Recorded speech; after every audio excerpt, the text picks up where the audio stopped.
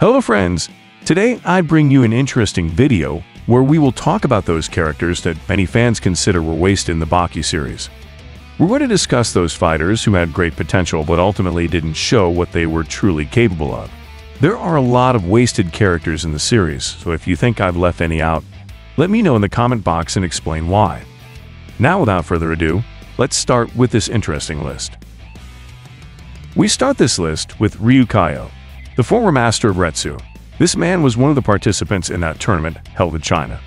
He was a highly respected figure in his country and was seen as a role model by young fighters aspiring to be as strong as him. This man was responsible for teaching Retsu everything he knows, but in addition to teaching him, he taught many other young people who sought to learn Chinese martial arts. It could be said that after Hector Doyle, this guy was the second most respected man in Chinese martial arts. Ryuu Kaioh was surely a very strong man with great mastery of martial arts, and he certainly had powerful techniques in his arsenal. Unfortunately, we never got to see this man's true potential, and that's because in the first round of the tournament, he had to face the strongest creature on Earth. Yujiro Hanma arrived in China to participate in the tournament, and as expected, he was determined to humiliate anyone who stood in his way. The poor bearded man didn't stand a chance and was defeated in a matter of seconds. We could say that Yujiro gave him a free plastic surgery in that fight. I think Ryuu Kaioh deserved that outcome because he underestimated Yujiro from the start. He made a rookie mistake and paid the consequences. Who knows, if he had been a little more cautious, he might have lasted a bit longer in the fight.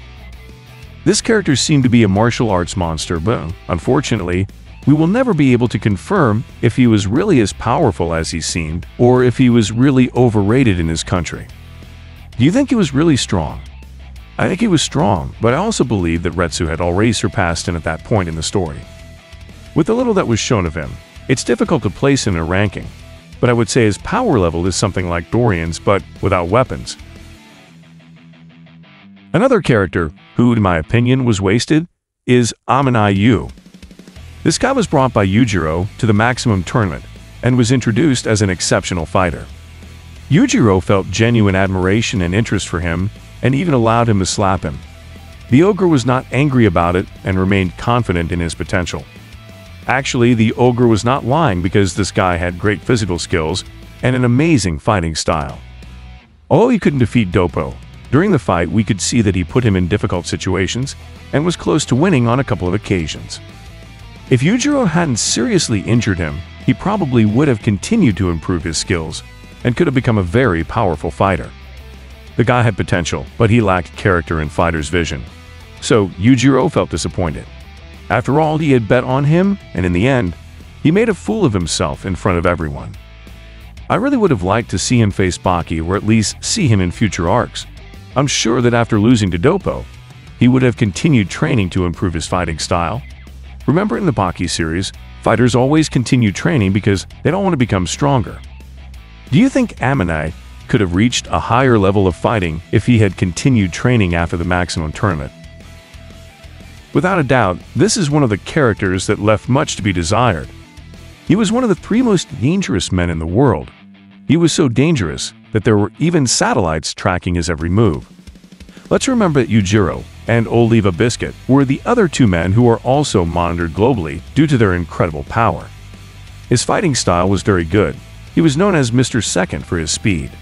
Perhaps he lagged behind other characters in terms of physical strength, but he made up for it with technique and strategy. To be honest, I found his fight against Oliva to be one of the worst in the series, but hey, there's no use crying about the past now. The thing is, he is no longer even considered one of the top 10 strongest characters in the series, thanks to his poor participation in the Oliva Unchained arc. His fight against Biscuit was highly anticipated but ended up being very disappointing. And the worst part is that he didn't even pose a real challenge to Mr. Unchained. When Oliva got serious, he quickly ended the fight with a single punch, which means that throughout the fight he was just playing along with Guevaru's game. And that's why it seemed they were evenly matched. Guevaru practically sold his smoke because he didn't back up his reputation with actions. Possibly if he faces a fighter at the current levels in the manga, he would be totally humiliated. The only reason I see the level of surveillance on him as feasible would be because of the influence and political power he had. Remember that this guy was the leader of his own country and had an army of men at his service. But come on, this character had the charisma and qualities to become one of the main fighters in the series. It's a total waste that he wasn't included in the following arcs. In fact, he hasn't even been mentioned since the Oliva Unchained arc. I think this guy can have sporadic appearances like Oliva Biscuit. Mr. Unchained appears from time to time and usually gives us entertaining fights. Itagaki could do the same with Guevaru. But it seems he is no longer interested in this character, as he has completely set him aside. Who do you think this character compares to? Do you think he could beat guys like Hanma or Katsumi? Leave your opinion in the comment box. This is one of the fans' favorite characters, and it's truly a shame what became of him. He ended up with the mind of a baby, not even able to utter a complete sentence, which is unfortunate, because he was a fighter who loved to talk and boast about his abilities. Dorian was feared for his hypnosis skills and his dirty fighting style. This guy fought using anything he had on hand. In fact, he even stored bottles with chemicals in his own body. But undoubtedly, his most lethal weapon was a kind of explosive embedded in his wrist that could detonate at any moment. In fact, Doppo was the unlucky one who tested this bomb. The way he was defeated by Doppo was totally humiliating. Doppo made him look like a rookie and gave him a tremendous beating. The worst came at the end, when Kaioh appeared in a wheelchair and Dorian burst into tears begging for mercy. Dorian is one of the best characters in the series, and it would be great to see him one last time with the other convicts. I would have liked to see him face Baki or Jack. It would have been interesting to see how they dealt with Dorian's dirty tricks. Shobun Ron was a very interesting and really strong character. His fight against Oliva Biscuit is one of my favorites because it showed his enormous physical endurance and incredible speed. He always has a serious look on his face and a mysterious personality. I would have liked to see a lot more of him. I don't think he was humiliated in the same way as Dorian or Jun Guevaru. In fact, he managed to knock down Oliva Biscuit several times in their fight. It's true that Biscuit won, but Shobun lost with elegance and with his hands in his pockets.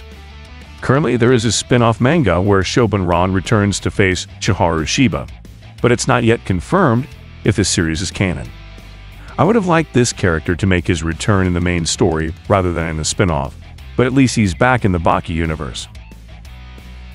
One of my favorite characters is Hector Doyle, and I'm still waiting for his return to the Baki series. The last we saw of him, he was in prison, completely blind and deaf.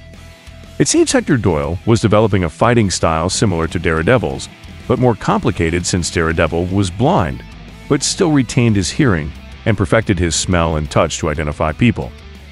He is a character with great potential and charisma, but it seems that Itagaki forgot about him and the other prisoners, as they never appeared again in the manga.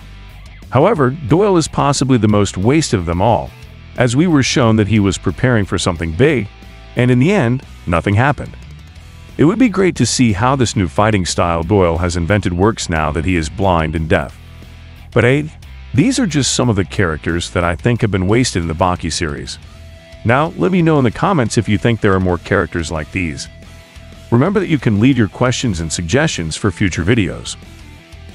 And well, friends, thanks for watching the video. Don't forget to subscribe if you liked it. I hope you have a nice day or night. See you soon.